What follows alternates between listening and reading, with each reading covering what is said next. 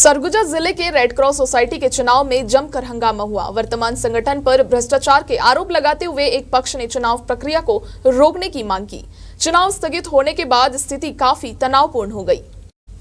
जिला red cross society के नए चेयरमैन, वाइस चेयरमैन, कोषाध्यक्ष और राज्य प्रबंधन समिति के सदस्यों का चुनाव जिला पंचायत के सभाकक्ष में होना था।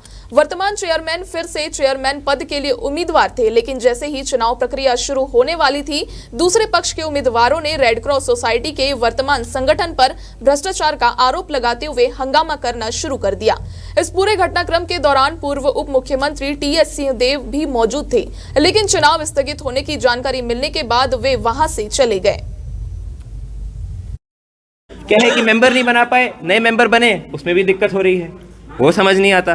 फिर कहते हैं कि मेंबर्स की स्क्रूटनी करने का, दावापत्ती करने का मौका नहीं लगा। अरे 17 दिन की दावापत्ती हुई, तब क्या आप सो रहे थे? और फिर कहते हैं हम लॉ एंड ऑर्डर मेंटेन नहीं कर पाए। आज इस परिसर में, जिला पंचायत के परिसर में कम से कम 20 से अधिक पुलिस वाले उपस्थित थे। 15-20 लोग आके हल्ला गुल्ला करके यहाँ से चुनाव को स्थगित करा देते हैं और जिला प्रशासन मौन रहता है, कहता है हम लॉ एंड ऑर्डर मेंटेन नहीं कर पाए। तो ये किसकी कमी है और ये क्या मंशा है, ये साफ होता है। हम लोग तो यहाँ सोशल बॉडी के चुनाव के लिए आए थे। ये एक समाज सेवी बॉडी है, अच्छा काम करती है। हमने सोचा था कि मिलकर एक अच्छी बॉडी बनाएंगे, काम करेंगे, जिसको मौका मिलेगा वो काम करेगा और नहीं जिसको मिलेगा उसका सब सहयोग करेंगे। लेकिन यहाँ तो एक बवाल देखने को मिला। अभी हम लोग को जो रिटन में दिया गया है वो ये कहा गया है कि पीठासीन अधिकारी ने कुछ प्रतिवेदन दिया।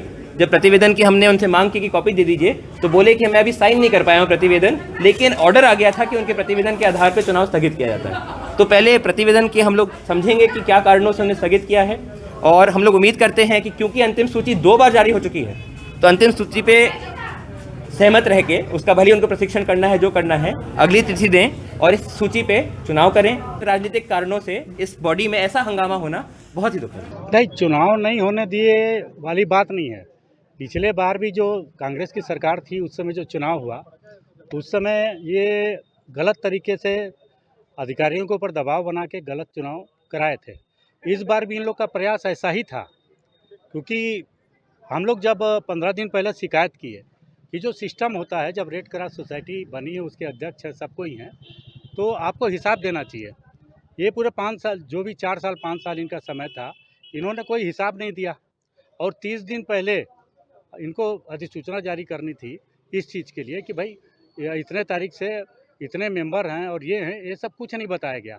मतलब रेड क्रॉस सोसाइटी का आप भी जाएंगे वहाँ पर तो आपको कोई रिकॉर्ड नहीं मिलेगा। इस 4 साल में क्या उपलब्धि है, 82 लाख रुपए आया था, उसका कोई अता पता नहीं है।